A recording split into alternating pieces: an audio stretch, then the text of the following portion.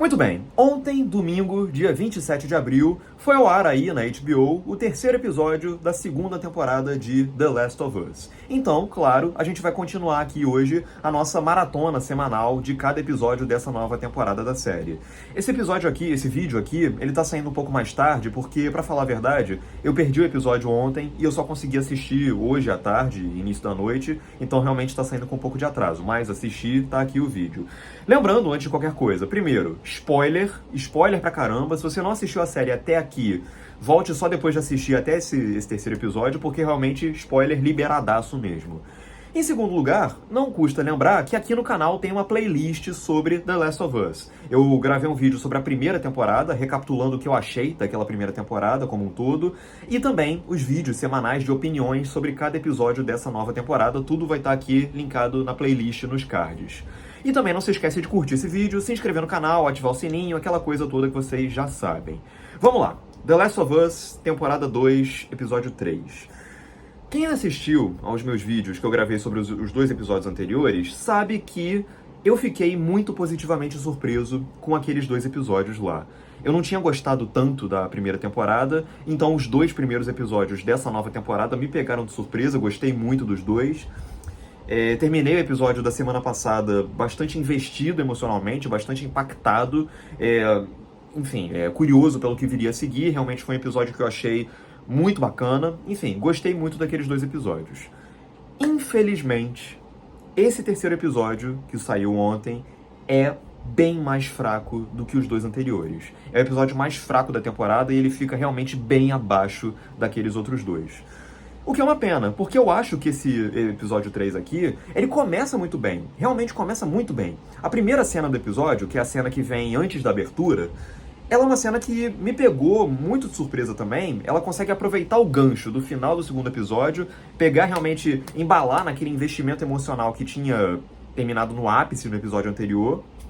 E ele também consegue explorar algumas pequenas nuances dos personagens envolvidos que revelam um peso dramático muito bacana. Quando o Tommy tá ali do lado do cadáver do Joel, e ele fala pra ele, manda um beijo pra Sarah, a filha do Joel, que morreu lá no primeiro episódio da série, logo no início, é uma coisa que me surpreendeu, assim, tipo, é um detalhe, assim, sobre a compaixão que o Tommy tem, que revela uma riqueza emocional daquele personagem, de lembrar da filha, de perceber que agora o irmão dele vai encontrar a filha. Enfim, são pequenas falas assim que conseguem pontuar muito bem a coisa toda.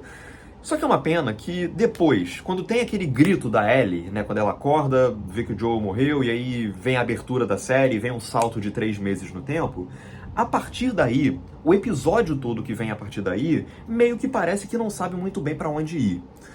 E eu tenho certeza absoluta que muita gente vai definir esse terceiro episódio da segunda temporada como um episódio filler.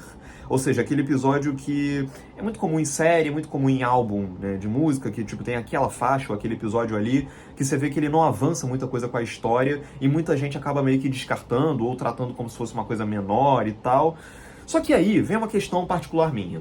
Eu, pessoalmente, eu tenho problemas sérios com essa definição de filler, tanto quando a gente fala sobre cinema, sobre TV, sobre livros, sobre música, porque eu acho que é uma coisa muito reducionista você tentar encarar a qualidade de um episódio, de uma parte de uma obra, apenas julgando apenas o conteúdo. Uma análise puramente conteudística e, mais do que isso, uma análise de se a trama avança ou não. Se aquele episódio não avança a trama, ou se aquela cena, enfim, o que quer que seja, não avança a história de um modo geral, então ele não serve pra nada, é pior, inferior aos outros e tal. Eu acho isso uma leitura muito míope da coisa toda, porque os episódios filler, às vezes eles podem não avançar com a trama em si, mas eles podem revelar uma nuance nova sobre os personagens, complementar, enriquecer tematicamente, elucidando, jogando uma luz nova sobre um outro ângulo de um certo aspecto de um tema da série, ou então propor uma composição de estilo, estilística mesmo, que vai acabar sendo rica, vai enriquecer o quadro geral.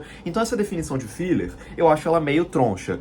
É uma pena que todos esses atributos que eu acabei de descrever, nenhum deles eu consigo dizer que eu vejo nesse terceiro episódio da temporada 2 do Last of Us. Eu não enxergo nada disso nesse episódio. Pra mim ele é um episódio que claramente não tem pra onde ir. Claramente no plano geral deles, eles têm que completar uma certa quantidade, que no caso 7 episódios, eles têm que chegar a 7 episódios, mas eles não têm material suficiente, ideias suficientes para encherem isso. E esse terceiro episódio aqui, ele tenta criar uma ou outra situação ali para tentar prolongar, esticar um pouquinho mais a coisa. Só que eu acho que ele não consegue arranjar muita coisa a partir disso, ele não consegue desenvolver quase nada. Ele desenvolve nada ou muito pouco sobre os personagens, sobre os temas que são abordados na obra. E uma coisa que me incomodou particularmente é que esse episódio aqui, meu Deus do céu, ele vem imediatamente depois do acontecimento mais impactante da série como um todo até aqui, que é o assassinato do Joel pela mão da Abby. Quando você chega nesse episódio aqui, você não sente o luto daqueles personagens, nem uma coisa meio fantasmagórica, ou mesmo luto mesmo que seja, ele sentindo o peso daquilo ali, se alastrando ao longo do episódio. Você vê isso na primeira cena, mas depois o episódio não consegue desenvolver isso. Pra mim, tem uma cena específica que eu acho muito sintomática, que, enfim, é a cena em que a Ellie visita a casa do Joel depois desses 3 meses aí da morte dele e tal. Você vê, né, cara, eles, um salto de 3 meses, olha o quanto de oportunidade que tinha de você desenvolver esse período aí da perda do Joel, como que os personagens... Não, o episódio não faz nada disso. A Ellie vai ali na casa do Joel e, enfim, fica um tempinho ali, parada, vendo, escorre uma lagriminha, pega o casaco dele e tal. Eu acho que essa cena, ela sofre do mesmíssimo mal da cena do final da última temporada, quando o Joel entra lá no prédio dos vagalumes e fuzila todo mundo, faz aquele massacre, que é a perda da interatividade dos games. No videogame, no The Last of Us Part 2, quando você tinha essa cena da Ellie lá na casa do Joel, você estava controlando a personagem e você definia, você ditava o ritmo da cena, você ia investigar cada item, cada elemento, cada relógio, roupa, etc. da casa dele, e você sentia literalmente na pele, sob os comandos da Ellie, o que ela estava sentindo aqui. Nessa segunda temporada, nesse momento específico, eles não conseguem desenvolver essa perda da Ellie a partir dessa introspecção, desse ritmo mais lento. Não, eu acho que é uma direção muito burocrática que não consegue fazer a gente sentir nada. E eu acho que, de um modo geral, o episódio não consegue fazer muita coisa com isso. Tem a cena lá depois, quando eles vão, o conselho de Jackson vai lá definir se eles devem ou não ir atrás dos caras que mataram o Joel. É uma cena que tinha um grande potencial de ajudar a desenvolver mais aquele universo ali, aqueles personagens e tal. Só que meio que tudo que eles falam ali é rotineiro, não é um diálogo inspirado, é uma coisa burocrática. E aí vem uma coisa que particularmente me incomoda bastante, e isso pra mim é fatal nesse episódio aqui. A personagem da Ellie, da Bella Ramsey, eu não vou nem dizer se isso aí é uma culpa da Bella Ramsey, eu acho que é realmente uma questão de direcionamento que deram pra ela, que foi equivocado e cobrou seu preço, infelizmente, que é a Ellie.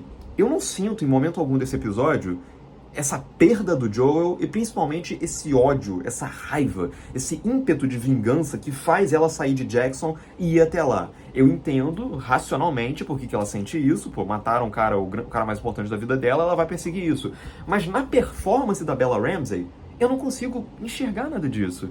Porque desde o início do episódio, isso é uma coisa que é até recorrente na série, eu acho que é até um problema em algum grau, a personagem da Ellie ao longo da série, e principalmente nesse terceiro episódio da segunda temporada, aliás, vamos falar sobre esse episódio aqui mesmo, ela tem esse negócio dela ter esse senso de humor debochado e ao mesmo tempo demonstrar um desprezo muito grande por tudo e uma irreverência absolutamente absoluta com relação a tudo que acontece, a qualquer tipo de autoridade. Ela manda todo mundo ir se ferrar, ela debocha de tudo, ela não leva nada a sério, mas não é uma coisa pra gerar humor, é pra mostrar como que a garota realmente tá pouco se lixando pra todo mundo, pra tudo e pra todos ali.